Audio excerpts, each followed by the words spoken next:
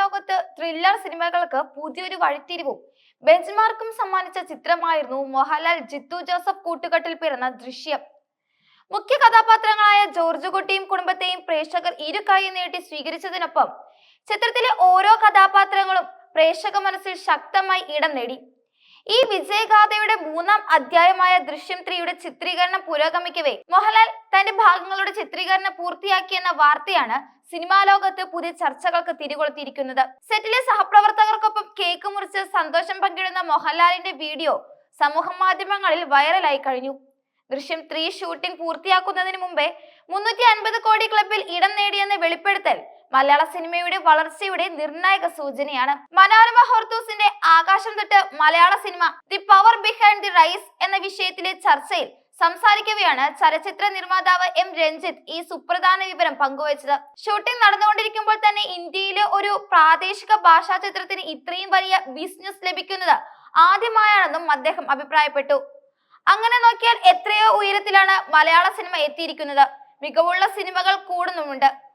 ഏറ്റവും നല്ല തിയേറ്ററുകൾ ഉള്ളതും കേരളത്തിലാണ് എന്നാണ് എം രഞ്ജിത്ത് പറഞ്ഞത്. മുമ്പ് റിലീസ് ചെയ്ത തുടരും സിനിമ ഇറങ്ങിയതിനു ശേഷം 55 കോടി രൂപയുടെ ഷെയറാണ് ലഭിച്ചത്. ഈ സിനിമ വിജയിക്കുമ്പോൾ ഏറ്റവും കൂടുതൽ പണം ലഭിക്കുന്നത് സർക്കാരിനാണെന്നും അദ്ദേഹം കൂട്ടിച്ചേർത്തു. ദൃശ്യം 3യുടെ ലോകമെമ്പാടുമുള്ള മുഴുവൻ തിയേറ്റർ അവകാശങ്ങളും ഡിജിറ്റൽ അവകാശങ്ങളും പ്രമുഖ നിർമ്മാണ കമ്പനിയായ പനോരമ സ്റ്റുഡിയോസ് സ്വന്തമാക്കിയിരുന്നു. ദൃശ്യം സിനിമയുടെ ഹിന്ദി പതിപ്പിന്റെ നിർമ്മാതാക്കൾ കൂടിയാണ് പനോരമ സ്റ്റുഡിയോസ്. ഈ വലിയ കോർപ്പറേറ്റ് പങ്കാളിത്തം ചിത്രം ആഗോളതലത്തിൽ നേടുന്ന സ്വീകാര്യതയുടെ സൂചനയാണ് നൽകുന്നത്. ദൃശ്യം 3യുടെ ഷൂട്ടിംഗ് പുരോഗമിക്കവേ ചിത്രത്തെക്കുറിച്ചുള്ള പ്രതീക്ഷകൾ വാനോളമാണ്. ആദ്യ 2 ഭാഗങ്ങളെ പോലെ ഒരു ഹെവി ഇന്റലിജൻസ് സിനിമയല്ല മൂന്നാം ഭാഗമെന്നും ജോർജ് കുട്ടി എന്ന കഥാപാത്രത്തിന് 4 വർഷത്തിനു ശേഷം ഉണ്ടാകുന്ന മാറ്റങ്ങളെയാണ് മൂന്നാം ഭാഗത്തിൽ കൊണ്ടുവരുന്നതെന്നും സംവിധായകൻ ജിത്തു ജോസഫ് നേരത്തെ വ്യക്തമാക്കിയിരുന്നു. ജോർജ് കുട്ടിയുടെ ജീവിതത്തിലെ അടുത്ത ഘട്ടത്തെക്കുറിച്ചും അയാൾ നേരിടുന്ന പുതിയ വെല്ലുവിളികളെ കുറിച്ചും അറിയാൻ പ്രേക്ഷകർ ആകാംക്ഷയോടെ കാത്തിരിക്കുകയാണ്. മലയാള സിനിമയിലെ എക്കാലത്തെയും വലിയ ഹിറ്റുകളിൽ ഒന്നായിരുന്നു ദൃശ്യം. 2013 ഡിസംബർ 19 പുറത്തിറങ്ങിയ ഈ ചിത്രം അന്ന് വരെയുള്ള എല്ലാ ബോക്സ് ഓഫീസ് റെക്കോർഡുകളും തകർത്തെറിഞ്ഞു. 75 കോടി രൂപയായിരുന്നു ആദ്യ ഭാഗം തിയേറ്ററിൽ നിന്ന് നേടിയത്.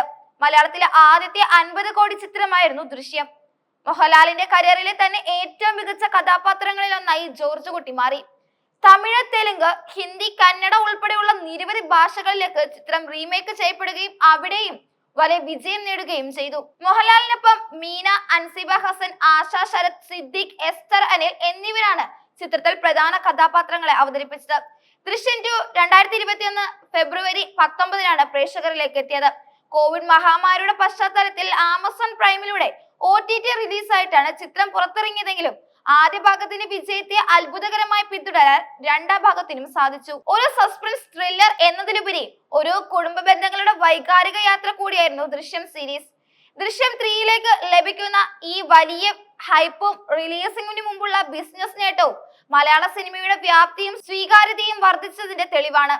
ചിത്രീകരണം പൂർത്തിയാക്കി ഉടൻ തന്നെ റിലീസിനെത്താൻ ഒരുങ്ങുന്ന ദൃശ്യം 3 പ്രേക്ഷകരുടെ വലിയ പ്രതീക്ഷയ്ക്കൊത്ത് ഉയരുമെന്ന പ്രതീക്ഷയിലാണ് സിനിമാ ലോകം ഇപ്പോഴുള്ളത്.